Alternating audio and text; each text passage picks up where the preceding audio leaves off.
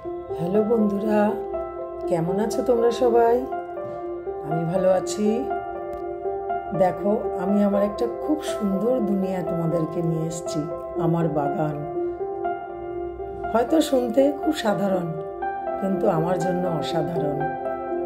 আমি খুব খুশি থাকি জানো এই বাগানখানি নিয়ে। কেননা আমার ছেলে মেয়ে সব বড় হয়ে গেছে।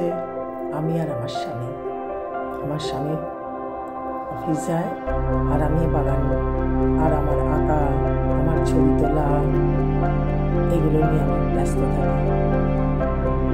তো আমি কথাগুলো কেন এই জন্য বলছি, অনেকেই যারা আছে আমার মতন, যাদের ছেলে মেয়ে বড় বড় হয়ে গেছে,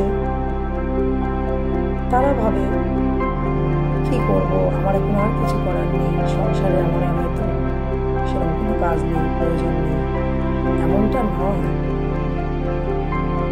কেননা মায়েদের কোনোদিন দায়িত্ব শেষ হয় না, কিন্তু তার মধ্যেও নিজের জন্য বাঁচতে হবে।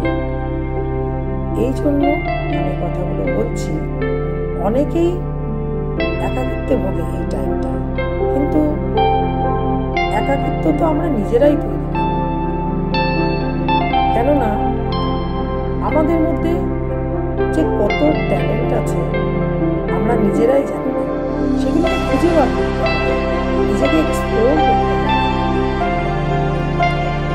আর অনেকের মনে এগুলো আছে, আমার জীবনে এটা শেখার ছিল, আমি শিখতে পারিনি, এটা শেখার ছিল, আমি করতে পারিনি, এটা করার ছিল। এই যে মনের আকাঙ্ক্ষা, মনের মধ্যে পড়ে যাওয়া, সেগুলোকে এই তো সময় নিজেকে খুঁজে পাওয়ার, নতুন করে পছন্দের জিনিসগুলো করা, যে যাই পারো না কেন সেগুলো করা।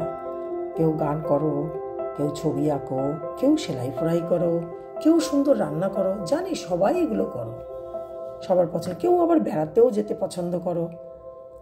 আমিও এগুলো খুব ভালোবাসি। আমার জীবনে আমি একাকিত্বকে জায়গা দিইনি।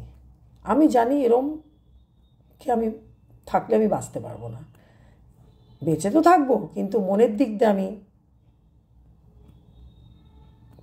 নষ্ট হয়ে যাব। কিন্তু সেটা তো হতে দেওয়া যায় না, কেননা আমার আমিত্বকে বাঁচিয়ে রাখতে হবে, সবাইকে নিয়েও চলতে হবে। তো আমি আস্তে আস্তে সবই তোমাদেরকে বলবো। আমি কি করি, আমার জীবনের কি ভালোবাসার জায়গাগুলো, কি পছন্দের, সবই একটু একটু করে বলবো, আস্তে আস্তে বলবো। আজ আমি প্রথম আমার ভালোবাসার, ভালো লাগার জায়গাটা দেখালাম। আমি ফটোগ্রাফি করতে ভীষণ ভালোবাসি।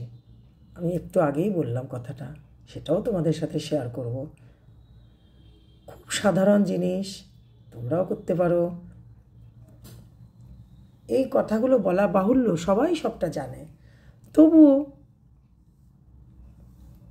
মনের মধ্যে অনেকের প্রশ্ন জাগে, আমার কি এ বয়সে এটা করা মানায়, আমার কি এ বয়সে এটা করলে ভালো বলবে লোকে। কারুর কথায় কিচ্ছু আসে যায় না। আমি কি করে ভালো থাকবো, সেটাই সর্বশেষ কথা। নিশ্চয় আমি কাউকে মনে আঘাত দিয়ে কিছু আমি করছি না,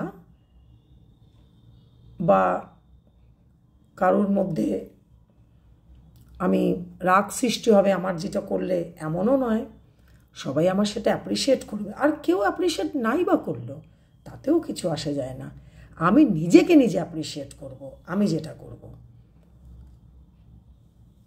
আর আমরা যদি এখন এইসব নিয়ে ভালোবাসার, ভালো লাগার পার্টগুলো নিয়ে আমরা থাকি, তো আমার আমাদের ছেলে মেয়েগুলোও সেগুলোতে ভালো বলবে যে মা দেখো কত সুস্থ সুন্দরভাবে তার জীবনটাকে গুছিয়ে নিয়েছে এখনো। তো তাদেরও একটা উদাহরণ হয়ে থাকবে এইসব জিনিসগুলো। তাদেরও তো একটা বয়স আসবে, আমাদের বয়সটা